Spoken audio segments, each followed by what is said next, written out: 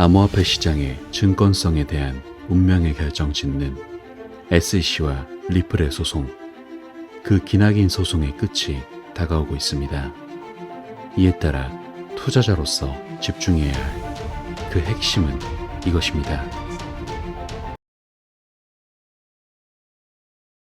안녕하세요. 크립토피아입니다. 금일 브리핑 시작해볼게요. 먼저 시장 추세부터 살펴봐야겠죠. 최근 관련 보고서에 따르면 한 달 만에 처음으로 암호화폐 투자 상품에 약 1억 3천만 달러가 수익 유입되었으며 주로 미국에서 유입된 것으로 나타났는데, 이는 지난 몇 주 동안 다양한 암호화폐 자산이 정체되거나 마이너스 성장을 보인 이후 투자 심리가 긍정적으로 변화했음을 의미하거든요. 이러한 투자 활동의 부활은 지난주 약 1억 4,400만 달러가 유입된 비트코인에 주로 기인하는데, 이는 전반적인 시장 동향과도 일치하는 것으로 계속되는 어려움에도 불구하고 투자자들 사이에 새로운 자신감이 생기고 있음을 시사하죠. 반면 미국은 1억 3,500만 달러의 자금이 유입되며 암호화폐 시장에서 계속해서 앞서 나가고 있는데, 이러한 견고한 성과는 규제 환경이 변화하는 가운데서도 미국이 글로벌 암호화폐 시장에서 중추적인 역할을 하고 있음을 보여주고 있고, 한편 그레이스케일은 1월 이후 가장 적은 1억 7,100만 달러의 자금이 유출되었는데, 이는 투자자들의 잠재적인 투자 성향이 안정화되고 있다는 신호라고 볼 수 있어요. 하지만 홍콩의 시나리오는 덜 낙관적으로 보이는데, 홍콩은 1,900만 달러의 소폭 유입을 기록했으며 비트코인 ETF 출시와 같은 최근 시장 기회에 대한 반응이 부진한 것으로 나타났거든요. 이러한 조조한 실적은 아시아 투자자들 사이에서 즉각적인 미래 수익에 대해 신중하거나 약세적인 전망을 하고 있다는 신호일 수 있고, 또한 이러한 상황 속에서 이더리움은 미국에서의 이더리움 ETF 승인 지연으로 인해 계속해서 어려움을 겪고 있는데, 리서치 업체의 최근 분석에 따르면 펀더멘털 약화와 현재 시장 사이클을 이끄는 역할 감소를 이유로 이더리움 가격이 2,500달러까지 하락할 수 있다고 추적하기도 했으니 이 점 체크하셔야 하고요. 그리고 다음으로 거듭되는 엔화 약세에 일본에서 비트코인 투자를 통해 통화 가치 하락에 대응하겠다는 상장사가 등장해서 체크해 보려고 하거든요. 엔화 가치는 최근 34년 만에 최저치를 기록하고 있는데, 도쿄 증권거래소에 상장된 투자 컨설팅 기업인 메타플래닛이 비트코인을 전략적으로 보유하기로 했다고 13일 공시했는데, 이들은 일본은 높은 정부 부채, 장기간의 마이너스 금리, 엔화 약세 등 지속적인 경제 압박에 놓여 있다며 비트코인 보유가 엔화 리스크와 완화와 지속적인 수익 기회 모두를 고려했을 때 합리적인 결정이라고 설명했어요. 이 배경을 좀 살펴보면 최근 20여 년 동안 일본의 통화 정책은 필요할 때 돈을 찍어 해결한다에 가까웠거든요. 국채를 매입해야 할 때는 엔화를 찍어 해결했고, 그래서 외환 시장에서 엔화 가치가 하락하면 또 국채를 팔아 엔화를 매수하는 방식으로 통화 가치 하락에 대응하는 식인데, 메타플래닛은 이런 조치는 인구 통계학적 상황과 맞물려 점점 엔화 약세 속도를 증가시킬 수밖에 없다고 설명한 거죠. 중요한 것은 메타플래닛은 이날 발표에서 비트코인 보유의 장점으로 4가지를 꼽았는데, 일단 첫 번째는 비트코인은 특정 국가에 매여있지 않은 비주권적 가치 저장 수단이라는 것이고, 두 번째는 메타플래닛이 일본 기업인 만큼 엔화 약세를 적극적으로 비트코인 매입에 활용할 수 있다는 점인데, 이들은 기회가 되면 장기 엔화 채권을 발행해 비트코인을 매수할 계획이라고 설명했어요. 그리고 세 번째는 아직 비트코인 현물을 매수한 기업이 많지 않다는 점인데, 메타플래닛은 이런 상황에서 회사가 상당량의 비트코인을 보유하게 되면 메타플래닛 주식이 글로벌 투자자들에게 비트코인 간접 투자처처럼 사용될 수 있을 것이라고 전망하고 있죠. 그리고 마지막 네 번째는 일본 투자자들에게 이런 방식의 간접 투자가 더욱 매력적으로 다가올 수 있다는 점인데, 일본에서는 비트코인 등 암호화폐로 매매 차익을 낼 경우 기타 소득으로 세금이 계산되고 최대 55%의 세율이 적용돼요. 그러나 상장 주식이나 증권에 대한 세금은 실현이익의 20%로 현저히 적죠. 이에 따라 이들은 메타플래닛은 비트코인이 다른 모든 형태의 법정 화폐, 전통적인 가치 저장 및 투자 수단들에 비해 근본적으로 우월하다고 생각한다고 덧붙였어요. 여기서 이 움직임이 중요한 이유는, 예를 들어 세계에서 가장 많이 비트코인을 보유한 기업 중 하나로 알려져 있는 나스닥 상장 기업 마이크로 스트래티지 역시 비트코인 보유로 간접 투자 상품 지위를 누리고 있죠. 올 초부터 5월 13일까지 비트코인 가격이 48.65% 오른 데 반해 이 회사 주가는 같은 기간 70.47% 상승했는데, 이 말은 즉 아직 비트코인 현물 ETF가 출시되지 않은 국가에서는 이런 우회로를 선택하는 움직임이 추가로 나타날 가능성이 있다는 것이기 때문에, 일본을 시작으로 다양한 국가들이 더욱더 적극적으로 비트코인의 축적에 뛰어들 수 있고, 이렇게 되면 시장이 추가적인 매수세를 촉발할 수 있기 때문에 매우 긍정적인 긍정적인 흐름으로 이어질 수 있다는 걸 체크해 볼 수 있어요. 다음으로 리플에 대해서 체크해 볼게요. 현재 리플은 핵심이 되는 소송에 관련해서 매우 중요한 절차를 거치고 있죠. 한국 시간으로는 5월 14일, 미국 현지 시간으로는 5월 13일인 지금 리플과 SEC 양 당사자와 제3자는 선언서, 브리핑 및 지원 증거물을 포함하여 부재 관련 브리핑과 관련된 모든 문서를 봉인하기 위해 옴니버스 서신 신청을 제출해야 해요. 이 같은 법적 복잡성이 증가하면서 XRP 역시도 불안감이 증가하여 하락을 보여주고 있기에 암호화폐 커뮤니티 및 투자자들이 면밀히 주시하고 있는 상태예요. 그리고 다음 주에는 리플과 SEC 및 모든 관련 단체가 봉인 동의에 반대하는 서신을 제출해야 하므로 더 많은 변화가 있을 것으로 예상되는데, 이는 옴니버스 봉인 신청에 대한 법원의 판결 후 14일 이내에 관련 문서의 수정된 공개 버전을 제출하라는 공동 공고에 따른 것이고, 또한 중요한 증인인 안드레아 폭스에 대한 최근 조사는 사건의 복잡성을 강조하고 있죠. 리플은 폭스 선언이라고 불리는 폭스의 증언이 사건의 중요한 즉각적 전문적 의견을 제공한다고 맹렬히 옹호해왔고, 반면 SEC는 전문가 증언에 해당하지 않는다는 점을 강조하며 황금 추정을 뒷받침하는 일반적인 요약 증거에 불과하다고 일축하고 있는 상태인데, 일단은 이 소송의 단계 자체가 판사가 사건에 대한 판결을 내리기 전 마지막 단계 중 하나로서 리플의 XRP 판매에 대해 막대한 벌금을 지불해야 하는지 여부를 걸론짓게 되는데, 이전에도 말씀드렸듯 리플 측이 SEC가 요구한 약 20억 달러의 벌금을 온전히 낼 가능성은 상당히 낮아 보이거든요. 왜냐하면 지금까지의 관련 사례를 돌이켜봤을 때 투자자들에게 사기를 친 기업도 이렇게까지 벌금을 부과하지는 않았기 때문에 누가 봐도 억지스러운 벌금이기 때문이에요. 그리고 이러한 억지스러움은 판사 역시도 알고 있을 것이기 때문에 큰 걱정은 하지 않는 상태이죠. 또한 여기서 만약 소송이 리플 측에 유리한 쪽으로 끝나게 된다면 SEC가 항소를 할 가능성이 매우 높아 보이는데, 일전 브리핑에서도 말씀드렸듯 SEC가 항소를 하더라도 SEC와 코인베이스 소송, 미국 감사관실의 SEC 암호화폐 이해상충 조사, 다가오는 미국의 대선 등의 외부적인 요인 때문에 SEC는 항소를 이어가기도 매우 어려운 상황이기에 현재 상황은 리플에 있어 매우 긍정적이라고도 할 수 있어요. 그리고 이러한 상황 때문인지 분석가들은 올해 XRP 가격이 크게 상승해 사상 최고치를 경신할 것으로 예상하고 있는데, 소송의 최종 판결이 내려지면 XRP는 18.57달러에 도달할 것으로 예측하고 있어요. 그리고 여기서 끝이 아니라 점차 상승세를 그리다가 2024년에는 본격적으로 XRP의 가격이 상승할 것이라고 예측하고 있는데, 이를 가능하게 할 주요 이벤트로 소송의 최종 판결, XRP의 은행 통합, 리플 IPO, 잠재적인 XRP ETF 출시 등등을 포함한 소식을 기대하고 있는 상태이죠. 따라서 소송의 마무리가 임박함에 따라 정말 이제는 본격적인 생태계 확장을 보여줄 리플의 날이 멀지 않았다는 점 다시 한번 강조드리면서 금일 브리핑은 마무리하도록 할게요. 마지막으로 영상 하단에 고정 댓글 보시면 이런 시장의 다양한 관점들에 대해 교류할 수 있는 소통방 링크 있으니까 많은 참여 부탁드릴게요. 감사합니다.